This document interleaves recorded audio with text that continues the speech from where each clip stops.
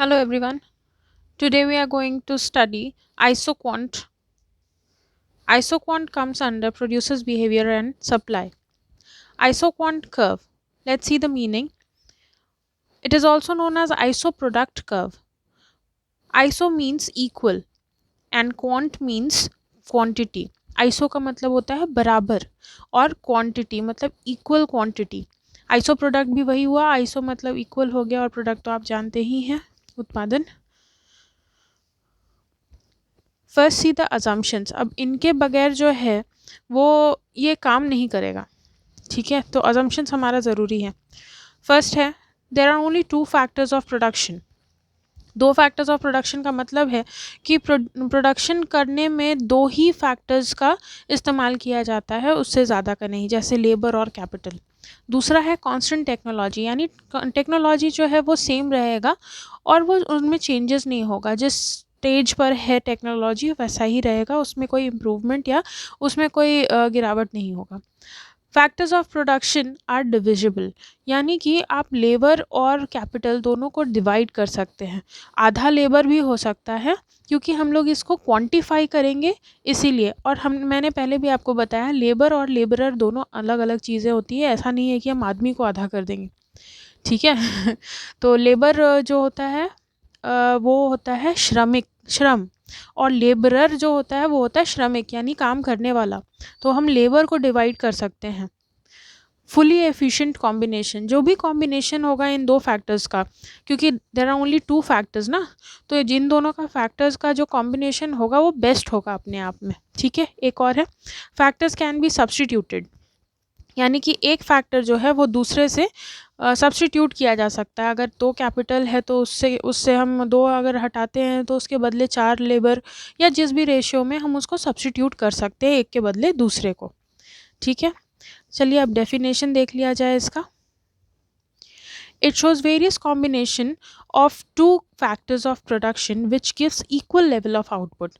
यानी कि इन दोनों, क्या दोनों, प्रोडक्शन फैक्टर्स जो हैं, फैक्टर्स मान लो हम लोग लेबर और कैपिटल को ही लेंगे, इन दोनों का एक ऐसा कॉम्बिनेशन होगा जिसमें बहुत सारे कॉम्बिनेशंस होंगे जिससे आपको इक्वल लेवल ऑफ आउटपुट मिलता हो या इक्वल लेवल ऑफ प्रोडक्शन होता हो.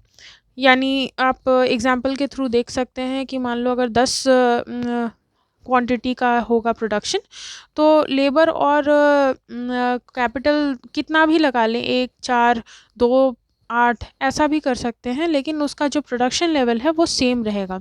तो ऐसे बहुत सारे कॉम्बिनेशन. हाँ, ये एक कर्व है जिसमें आप बहुत सारे कॉम्बिनेशन को दिखा सकते हैं, जिसमें दो चीज़ों का कॉम्बिनेशन है, दो फैक्टर्स ऑफ प्रोडक्शन का कॉम्बिनेशन है, जो कि हर एक कॉम्बिनेशन पे आपको एक ही लेवल देगा आउटपुट का. फर्ग्यूसन एक बहुत अच्छे इकोनॉमिस्ट हैं, उनके द्वारा ये दिया हुआ है. ये एक बार देख लेते हैं definition. An isoquant is a curve showing all possible combinations of inputs physically capable of producing a given level of output. ठीक है. ये टोटल क्वांटिफाइबल है, यानी कि हम इसे काउंट कर सकते हैं. आइसोक्वांट एक कर्व है जो कि सारा पॉसिबल कॉम्बिनेशंस बताता है इनपुट्स का, दो इनपुट्स का, जिससे हमें इक्वल लेवल ऑफ आउटपुट मिलता है. ये बिल्कुल आपका इंडिफरेंस कर्व के जैसा है. अगर आप इंडिफरेंस कर्व पहले समझ चुके हैं मेरे वीडियो से तो ये आपको तुरंत समझ में आ जाएगा. ठीक है. आगे बढ़ते हैं. एक हाइपोथेटिकल एग्जाम्पल लेते हैं इसी का. एक शेड्यूल है, हाइपोथेटिकल शेड्यूल है. हाइपोथेटिकल मतलब कि कहीं से लिया हुआ नहीं है, खुद का बनाया हुआ है. ठीक है. ये सारे कॉम्बिनेशंस है ABCDE तक, और लेबर है L से डिनोट किया है, कैपिटल को K से. आउटपुट जो है वो 100 ही रहेगा क्योंकि ये सारे कॉम्बिनेशंस जो है वो इक्वल लेवल ऑफ आउटपुट दिखाते हैं. तो इससे आपको बहुत बेहतर समझ में आ जाएगा कि किस तरीके का होता है इसका शेड्यूल, और इसी के हिसाब से ये डायग्राम बनाया गया है. लेबर यहाँ पे रखा हुआ है, कैपिटल यहाँ है वाई एक्सिस पे, और इस वाले जो टेबल है इसको अगर हम यहाँ ग्राफ में उतारेंगे तो कुछ इस तरह का लाइन बनेगा, और ये है हमारा आइसोक्वांट कर्व. ठीक है. आप बुक में इस तरीके का भी देखेंगे isoquant curve. Isoquant curve is downward sloping. ठीक है. ये इधर लेबर है, पहले L1 था फिर L2 हुआ, क्योंकि इसको हम सब्स्टिट्यूट कर सकते हैं, अगर ये बढ़ेगा तो ये घटेगा, इसीलिए डाउनवर्ड स्लोपिंग भी होता है. ठीक है, let's come to the properties of isoquant curve. पहला वाला देखते हैं, कन्वेक्स टू द ओरिजिन। ठीक है, कन्वेक्स का मतलब क्या होता है, ये जो है ओरिजिन की तरफ झुका हुआ होगा, इसका पेट जो होगा वो ओरिजिन की तरफ होगा, that is convex to the origin. क्यों है, क्योंकि MRTS डिमिनिशेस। MRTS क्या है, marginal rate of technical substitution. अच्छा, इंडिफरेंस कर्व के केस में क्या था, MRS था, मार्जिनल रेट ऑफ सब्सटीट्यूशन। यहाँ पे टेक्निकल सब्सटीट्यूशन है, बात बराबर ही है। तो आइसोक्वांट कर्व है ये, ठीक है, और ये कन्वेक्स होता है। Second is it is downward sloping. Same reason है, डाउनवर्ड स्लोपिंग क्यों है, क्योंकि MRTS जो है वो डिक्रीजिंग है। अब MRTS क्या होता है, marginal rate of technical substitution वो होता है, मार्जिनल मतलब एडिशनल, ठीक है, जिस रेट से जो है एक लेबर को हम कैपिटल से सब्सटीट्यूट कर सकते हैं, उस रेट को कहते हैं marginal rate of technical substitution. मतलब एक को दूसरे से कैसे सब्सटीट्यूट किया जाता है, इसको हम dy/dx भी करते हैं, ठीक है, यानी dx के वजह से dy में x के वजह से x एक्सिस में जो भी है लेबर है उसके वजह से उसके एक में एडिशनल चेंज के वजह से इसमें कितना चेंजेस आएगा वो दिखाता है MRTS। सो क्योंकि ये जो है डिक्रीजिंग है इसीलिए it is downward sloping. Third is higher isoquant shows higher level of output and lower isoquant shows lower level of output. ठीक है, ये बिल्कुल सेम प्रॉपर्टी है जैसे इंडिफरेंस कर्व का था, उसमें भी higher level of indifference curve shows higher level of satisfaction. बस ये प्रोड्यूसर्स के लिए है इसीलिए इसमें आउटपुट होता है। तो जैसे जैसे हम इसको आगे बढ़ाते जाएंगे आइसोक्वांट कर्व को, क्या होगा, उससे ज़्यादा आउटपुट मिलेगा। और आइसोक्वांट IQ1 है, IQ2 जो होगा वो ज़्यादा आउटपुट देगा IQ1 से, उसी तरह IQ3 जो है वो ज़्यादा देगा IQ2 से।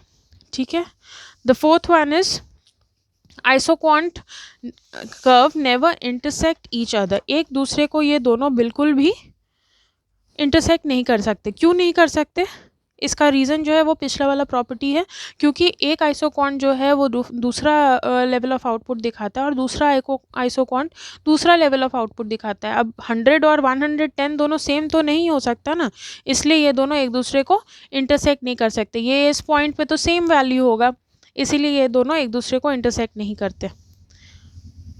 ठीक है, isoquant curve do not touch either axis, अभी एक्सिस भी नहीं, क्योंकि प्रोडक्शन जो है वो कभी ज़ीरो नहीं हो सकता इसके चलते। और ये क्या दिखाता है, ये कॉम्बिनेशन दिखाता है लेबर और कैपिटल का, ये भी हम ज़ीरो नहीं कर सकते, इसलिए ये ना ही एक्स एक्सिस को टच करता है और ना ही वाई एक्सिस को टच करता है। This is an important property. Sixth वाला है isoquant becomes parallel to each axis after a point but never intersect it. ये तो हमने पहले ही देखा कि ये जो है इसको कभी इंटरसेक्ट नहीं करेगा एक्स एक्सिस को और वाई एक्सिस को, ठीक है, लेकिन ये क्या होता है एक समय के बाद ये वाई एक्सिस से पैरेलल हो जाता है और एक्स एक्सिस से भी पैरेलल हो जाता है या फिर ऐसे मुड़ जाता है। ठीक है, दोनों ही केस होता है। तो as the labour and capital will increase but never become zero, कभी भी ये ज़ीरो नहीं होगा। Let's come to the seventh point. ठीक है, अभी देखो मैंने जो बताया कि वो मुड़ेगा ऐसे, तो देखो isoquant curve are never necessarily be parallel to each other. ये ज़रूरी नहीं है कि बिल्कुल भी पैरेलल हो, ये कैसा भी कर्व हो सकता है। ठीक है, तो ये ज़रूरी नहीं बिल्कुल भी कि आइसोक्वांट कर्व जो है एक दूसरे के पैरेलल में ही होगा। The last one is isoquant curve are oval in shape and shows economic region. ठीक है, firm produces at isoquant which is convex to the origin. Beyond that point the producer will end up using extra labor and capital। अच्छा, ये समझने वाली बात है। यहाँ पे देखो आइसोक्वांट कर्व 1 2 3 4 है ना, जैसे जैसे हम जाएंगे ऊपर वैसे वैसे आउटपुट बढ़ता जाएगा, लेकिन यहाँ पर जो ये वाला लाइन है ये सारा कौन सा लाइन है, ये बता रहा है जहाँ पे MRTS is decreasing. So whenever MRTS is decreasing, देखो यहाँ पे ये वाला जो है ये डाउनवर्ड स्लोपिंग है, it is convex to the origin, ये वाला पार्ट जो है आइसोक्वांट का, लेकिन जैसे ही हम यहाँ जाते हैं it is upward sloping now, ये भी देखो अपवर्ड स्लोपिंग है, this is also upward sloping. इसी चलते क्या होता है, यहाँ पे एक्स्ट्रा कैपिटल का खर्च होगा और यहाँ पे एक्स्ट्रा लेबर का खर्च होगा, और इसीलिए इस वाले जो पार्ट है इसके अंदर को कहते हैं इकोनॉमिक रीज़न। ये हम आगे भी वीडियोस में देखेंगे, एक्सक्लूसिवली इसके ऊपर एक और वीडियो आएगा।